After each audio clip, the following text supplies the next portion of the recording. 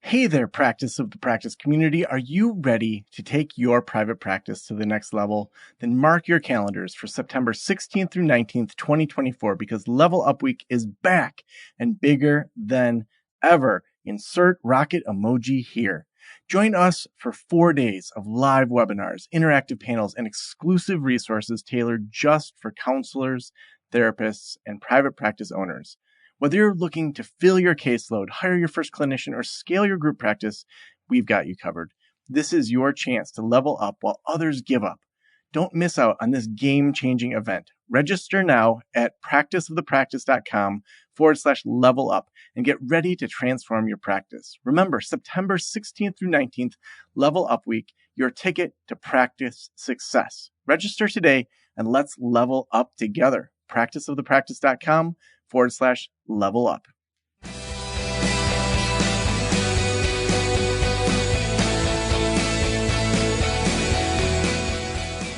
This is the Practice of the Practice podcast with Joe Samak, session number 1071.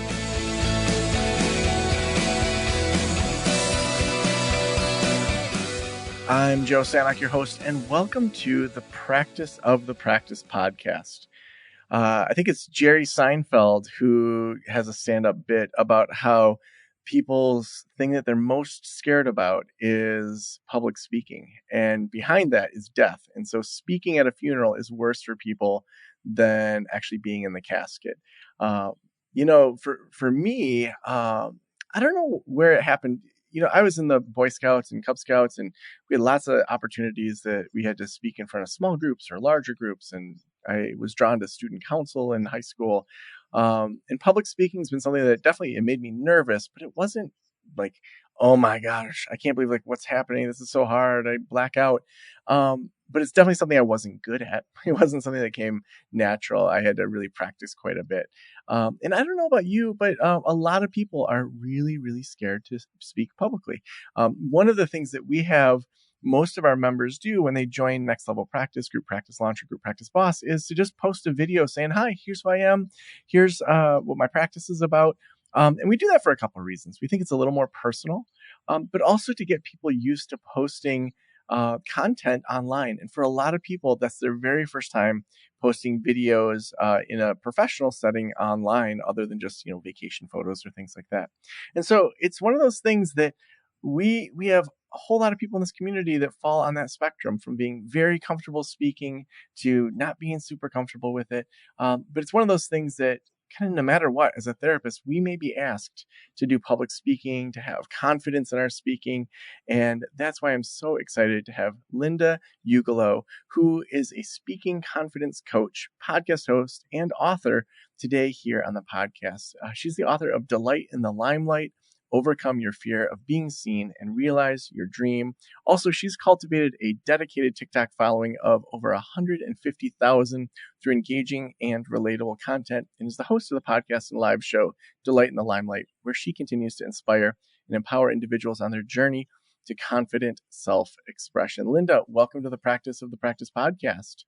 Nice to be here, Joe. Yeah, well, you haven't always delighted in the limelight. Tell me about your non-delighting in the limelight times of your life. It's interesting because I've been a performer. I was a performer for 40 years with a women's world music group, and I was the principal dancer. I sang, but I hated having to introduce a song. That was what would throw me into a panic. And I didn't really think much about it because I thought, I'll just white knuckle through this. A lot of times I'd mess up on my pieces ahead of time if I knew, the one I have to introduce is coming up in 4 more songs. And the 4 songs preceding that, I'd keep making mistakes because I'd be thinking about, oh my God, I'm going to have to speak. And it was interesting, looking back, I was involved in expressive arts therapy, and I taught a lot of dance therapy-like classes, something called authentic movement. And looking back, I realized I was always anxious, even leading a group of 3 people. And it wasn't, though, until, I mostly just was able to avoid it. I had like a lot of people, you might have had a bad speaking experience. I had one in grad school where my mouth got so dry and no words came out. And I didn't prepare because I didn't know how to prepare. So I was unprepared on top of that. And it was dreadful. And I thought, I'll never speak again in public. And I didn't for 15 years. And then something happened in my life where I really, really, really wanted to get a message out about something, which happened to be legalizing raw milk in the state of Massachusetts. And I reached out to the local organic farming association and I said, I think I think there are a lot of people like me who want to be able to buy raw milk legally. And I think we should and can get our regulations changed. And the director said, that is a great idea. I think there's going to be a lot of interest in this. Why don't you give a little presentation, just 90 seconds, before the keynote speaker at the summer conference? There'll be about 1,200 people there. And this was like the first thing after my disaster 15 years earlier. And I said, I can't do that because I just froze last time I tried to speak in public. And she said, you'll be fine, Linda. Just write it out. It's okay if you're shaky. Just read what you wrote on the paper. And so that's what I did. I got up there and I read what I wrote. There was a lot of resonance. 2.5 years later, we have the first licensed dairy in Massachusetts legally selling raw milk, and now we have 23. So that was a great experience to show me that even if you're nervous, you can still make an impact. However, it didn't do anything about my nerves. And it wasn't until I became an online coach. I was going to be teaching and working with people about stress, overcoming stress, that I realized I needed to be in front of people. If I wanted to build a clientele, a following, I needed to show up. And this was back in 2015. Periscope came out with a first live stream app. And I was taking a video class at the time. My teacher said, you got to get out on Periscope and you got to get on every day and talk to people every day to build a following. So I thought, okay, I'm going to do this. So I downloaded the app and, typed in what I was going to talk about. I pressed broadcast and all these people started to come in like from India and California and France and Texas and all over. And as the people started to roll in, I felt like I started to become disembodied. I was so terrified, but I sat down and I spoke and I just thought, don't delete it. Just leave it up. It's only up for 24 hours. It's okay. And I just figured, I'm going to do this because I'm sure after a couple of weeks, I'm going to feel fine. And in the meantime, I'll manage this. I looked up how to overcome my fear and I did deep breathing and meditation and affirmations and power poses, whatever you could think of. I tried it. And then I was managing it. So every day I was getting on Periscope. I was doing my thing. And I got to about, I think it was week 10, 75 days in. I'm about to press broadcast. And I'm noticed my heart is racing. And I'm thinking, why is my heart racing? I've been doing this for 10 weeks every single day. What's wrong with me? And I sat down to consider this because I thought, here I am, I'm managing it. I'm showing up every day, but I don't want to have to manage it. I think I was spending like 30 to 45 minutes just like getting myself calmed down in order to be on Periscope for 5 or 10 minutes. So I thought, I want to get rid of this. I don't know how, but I want to get rid of this. I don't want to manage it. I just want it gone. I made a long list of different things that I had come across in my graduate program in expressive arts therapy, all the self-help I had done. I'd been in therapy myself. And I had this robust list. I looked at it and I thought, I know something's going to work here. But you know what? Before I try to get rid of the fear, what is this fear about? So I closed my eyes and I said, if the fear could talk, what would it say? And what came back was, you're going to be attacked. And all of a sudden, I had all of these memories.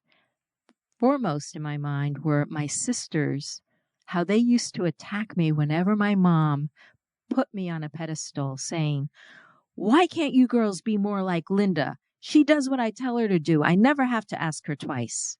So mom would leave the room. My sisters would charge and kick me in the shins and say, shut up, stupid. And then I realized, of course I'm not comfortable being the center of attention because I learned it was dangerous. Not only did I get attacked, but I was afraid of losing the love of my sisters who I wanted to love me. And then I was thinking, maybe, is this for real? Is this something I can trust or believe is going on for me? And when I checked in and I said, if I succeed, if I get a lot of attention, am I still afraid that my sisters are going to be angry? And I could feel, yes, I could feel I am still worried. And what was strange is that I have been good friends with my sisters for decades by this point. Luckily, we had a really nice relationship. I still do with the one who's still alive. And yet, I realized this was a foundational experience that had a long-lasting impact that was getting triggered every time the attention was on me. It didn't matter if I was introducing a song from the stage or if I was going on video or if I was leading a dance class. Every time the attention was on me, there was a part of me inside that said, remember, this is dangerous. And it would send me into a panic. And then once I realized, oh my gosh, it's not about what's going on in the present. I mean, sometimes we do have, nasty individuals in front of us, but for most of the time, we don't. We have very civil, kind people, around us, if you give a talk or you're on a podcast or you're, even when I'm on TikTok, I mean, yes, I've gotten trolls, but for the most part, people don't bother with me if they don't like what I'm saying. They comment with nice things. When I was performing, no one ever said anything nasty to me from the audience, and yet I was terrified. So once I realized that I had things from the past, not just my sisters, but being bullied at school makes you feel like people don't like you. If you have a mean teacher who didn't get you and they embarrassed you in front of a lot of people, if kids laughed at you, or even if you saw kids laughing at somebody else, that can be traumatic for you because you think, I don't want that to happen to me. So what I discovered is that everybody has their own stories, but the fear of speaking in public is not random. There is always a cause. Now, it could be that you come into it completely neutral, blank slate, and you simply don't have the skills like you spoke about, Joe. You said, I never was afraid. I just wasn't very good. Well, of course you weren't very good because it's like, do you expect to go out on the tennis court and be very good at tennis? No. It's the same with public speaking. Of course we're not very good until we learn the skills. But if you have enough skills, let's say you're doing a presentation and you're practicing over and over and over again, your material, you're friends with the people that you're presenting to, the team or whatever, and you're still anxious, it's not about that presentation. It's not about those people. It's about stuff from the past that's getting triggered. And this is what I love about the work that I do is that these things, whether or not we're aware of them or not, they're affecting us. But when you go to speak in public and you realize, oh my God, this is anxiety provoking, it's a real gift and opportunity to see what it's pointing to, because those are the things from the past that have not yet been resolved. Now, I'm thinking there's people listening saying, oh my gosh, like, yes, okay, I'm getting triggered. I realize that this is bigger than the actual situation. What are some first steps people can take when they recognize that to improve their public speaking, reduce their anxiety and worry? Well, I think, improving your public speaking happens when we, number one, reduce our anxiety and worry. And we reduce our anxiety and worry when we look at what are we worried about. So for one way to do it is to kind of follow the thread. So let's say someone says, well, I'm afraid of being judged. Then you say, okay, where in your life have you been judged? And when's the earliest time you can think about being judged? Was it your parents? Was it in school? I mean, we're all judged in school. I think most of us have some school trauma in us because we're scrutinized for every move we make and penalized for every mistake. And the best grades are given for making the fewest mistakes, which it creates a lot of anxiety and stress. When we're speaking, we're needing, like, so you do improv. We talked earlier before we got on that you like Yeah. to do improv. Improv is all about exploration and experimentation and using whatever comes up. You often don't know it's going to come out, and you have to kind of think on your feet, and whatever it is, you use it. That is one of the beauties, I think, about speaking, because we are improvising from the time we wake up in the morning until we go to sleep at night. So we're always mostly making up what we say throughout the day. It's not about being perfect. It's about being in the moment. It's about being responsive to what is happening. It's about building from what we're given. That's another improv principle of yes and. So if you look at speaking as something you have to do perfectly, it's going to get in the way of you being able to be in that moment with yourself.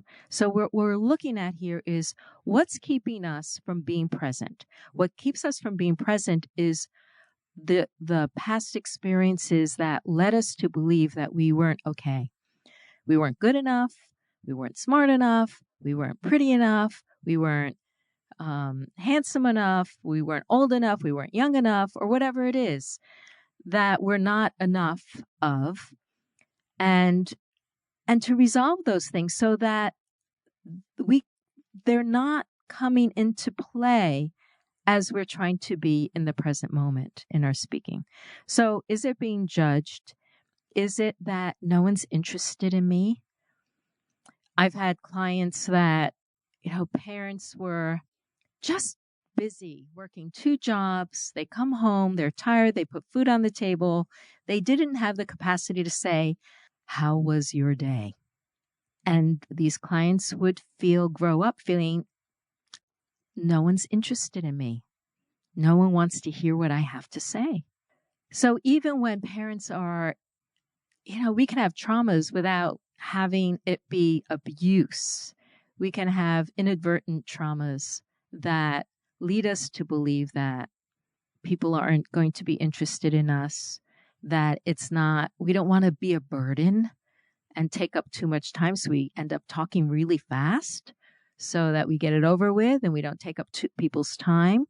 We might mumble, we might, shrink away or just avoid, just stay in the background because we don't want to compete because we had a really large family, a loud family, and we felt like I don't want to compete with everyone for airtime. So you just learn to be in the background. So there's so many different variations on this theme. The point being, whatever you feel is your story, address it. Open up your journal. Talk about with yourself, like, what went on? What was going on? What made me feel that way? What did I conclude from the way I was treated about myself? And did I need to make that conclusion about myself? So these are the things that I would say first is investigate it, get to know it. And then ultimately, I think that it's not enough to know what went on. We have to clear it away. And how you clear it away could be multiple ways. I feel like I have my own favorite modalities. I use a lot of emotional freedom technique, otherwise known as tapping or EFT, creative visualization, forgiveness. I tend not to do a lot of talking about the relationship or the situation, but gather enough information from a situation in order to mm, create a journey of release through the emotional freedom technique. So that's what I like to do. And sometimes I get people who have a particular modality. I had a songwriter who was a client, and I would have him write, after a session, I'd say, so write a song about what it was like to grow up and feel neglected and lonely. And every session, that would be one of his tasks, was to write a new song. And so he had a kind of like a series that reflected his journey back to wholeness. Mm.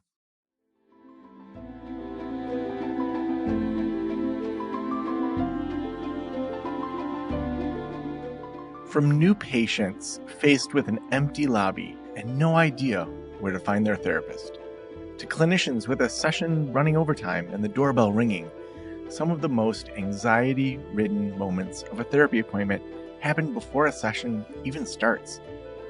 This episode's sponsor, the Receptionist for iPad, helps you tackle some of that pre-appointment apprehension. The Receptionist for iPad is an easy-to-use digital client check-in system that helps your visitors check in securely to their appointments and notify their practitioners of their arrival via SMS, email, or your preferred channel. No more confusion, endless lobby checking, or having clients sign in on paper logbooks. Start a 14-day free trial of the Receptionist for iPad by going to thereceptionist.com/practice. Make sure to start your trial with that link, and you'll also get your first month free if you decide to sign up. Again, start your trial over at thereceptionist.com/practice. I want to ask about getting involved on TikTok. Probably 6 months ago, I was on TikTok for a while during like 2020 and 2021, and then at least what I was being fed, their algorithm was just kind of trashy. I didn't enjoy it. And so I left TikTok for a while, and then about 6 months ago came back, and it feels like the algorithm is much more accurate to, the kinds of things that I'm interested in. What drew you to TikTok, and tell me a little bit about that experience. I was drawn to TikTok by a friend of mine who did a little experiment with posting both on TikTok and Instagram. And her TikTok videos got 10 to 20 times the visibility. And I just thought, okay, I'm going to try that. I went on, and I had, it was, I think 2021, had a very favorable boost from the platform. I think my first video got 250,000 views. And Oh my word. yeah, really. So that was a nice start. That was very encouraging. And so I kept going with it. And then I got a couple of more videos, one that got over 1 million views, another one got 3.5 million views with like 2,000 comments. It actually was it was a lot overwhelming, because here I was, someone who wanted to respond to every person who commented. And when you have 2,000 views, I thought, how do you even do that? So it was, I realized that it's a nice thing to go viral. It feeds your ego. It makes you feel like people are, interested. But if you don't have the capacity to really engage with people on that level, it's almost a lost opportunity, I think. Mm. I actually, I built up my following over a year, and then I got COVID, became kind of lethargic for a while, and felt like I didn't feel like going back on social media for a long time. And so I was kind of sporadically going on and off in TikTok. About a year later, I hadn't gotten on consistently like I was on for the first year. And I got invited to speak at a conference on building a TikTok following. I thought, okay, my message to get back on and see how I can rebuild this audience. And what I discovered is that TikTok was a completely different kind of a platform, kind of like in a reverse way that you're talking about. Yes, it's better about serving you who you're interested in. But I think as a creator, it's not as favorable as it used to be because now they've got programs for you to advertise or boost your video. So they rather you pay to get that visibility than to give it to you organically. And now they have TikTok Shop and they have various different programs that they're that make the algorithm more complicated for a creator. So I feel like since I've been on for the past 8 to 10 months, I haven't grown my following, but I have an engaged following. So I'm curious. I don't know what to make of that. It still feels like it's a platform I really enjoy. I I just like using it. I like creating on the platform. I love the editing part of the software. It makes it fun and easy. And I'm satisfied when people tell me that, they had to speak that day and they went to my videos to listen to me talk and it made them feel better about doing their presentation or, so as long as I feel like I'm making an impact, I'm Yeah. happy. Now, I know a lot of people are like, I want to go viral or I want to have 100,000 followers or something like that. That's going to help my bottom line. So we have a bunch of therapists, psychologists, counselors listening. Who do you think it would make sense for them to put their time into TikTok where you're like, yeah, this will probably lead to more sales, more opportunities? And who would you say, no, it's probably just a waste of time?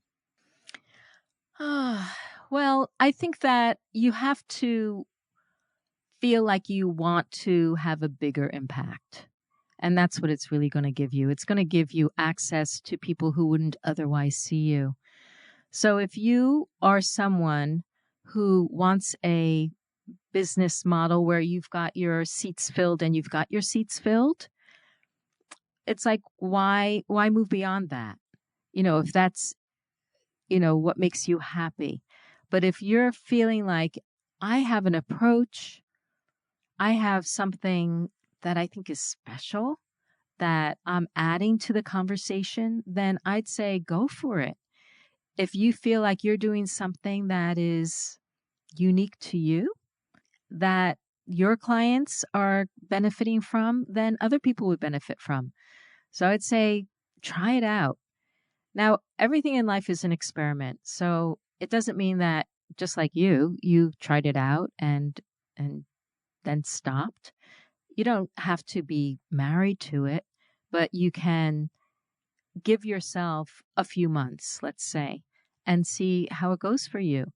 Don't expect, I wouldn't, I actually have a little TikTok course that I made that's completely out of, um, well, it's a couple of years old, so it's not up to date.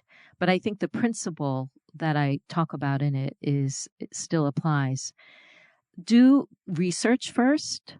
Look up other people talking about the things you're talking about, see what's working, see what their titles are, see how long their videos are, and make a plan.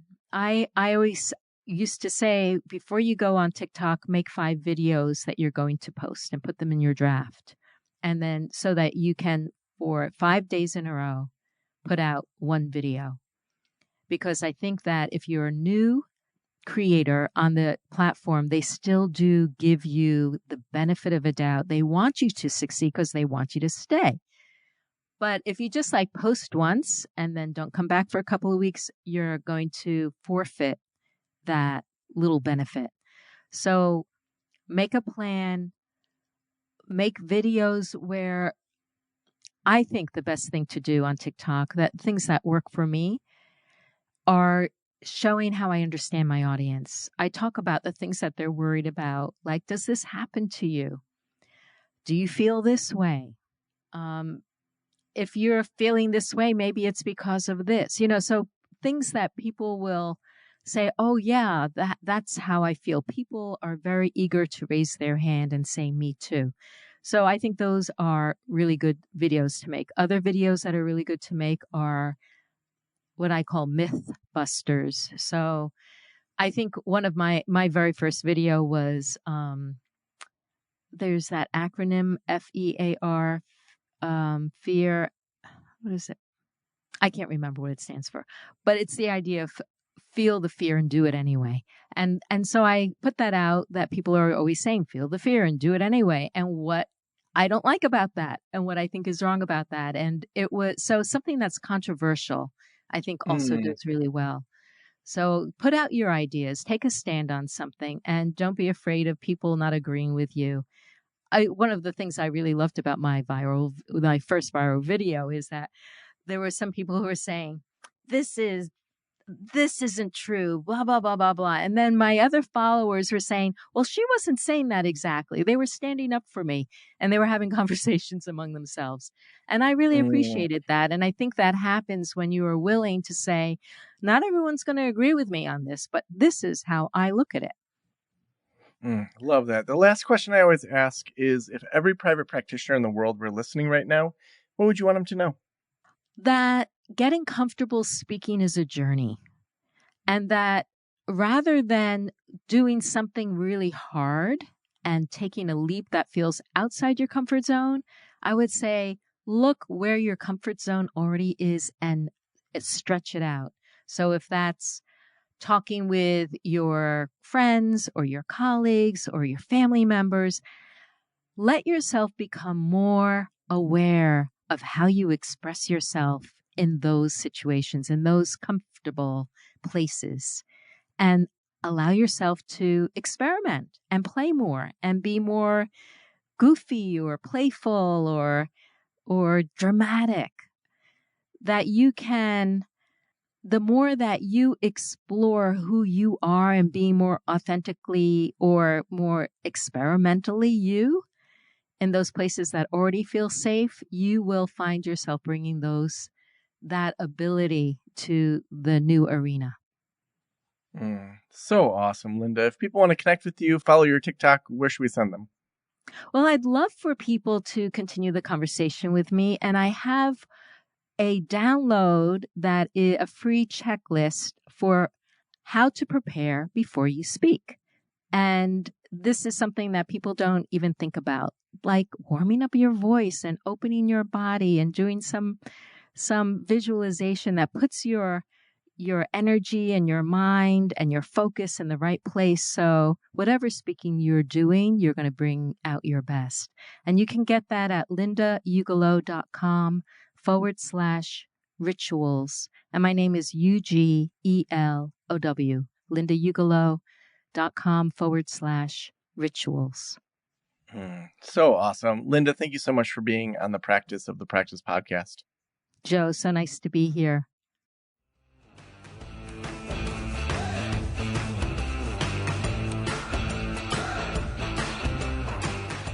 So wherever your private practice speaking journey takes you, I hope you settle into some of that advice. As I've become more comfortable with myself through this podcast, through public speaking, honestly, through doing improv, I've realized that in my daily life, in my daily speaking with people, with my friends, with neighbors, I have entertaining conversations, we laugh. I don't take myself crazy serious. And the more that I can bring that natural posture into my professional work, for one, it feels more authentic and aligned because it's who I genuinely am instead of trying to be something I'm not. When I go back to some of my first podcasts, you can just hear that I'm trying to prove myself, just say like, accept me, I'm worthy, I should be here.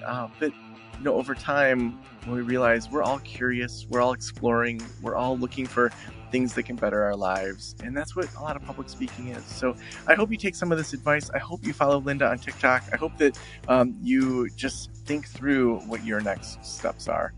And also, we couldn't do the show without our amazing sponsors. The Receptionist for iPad is our sponsor today.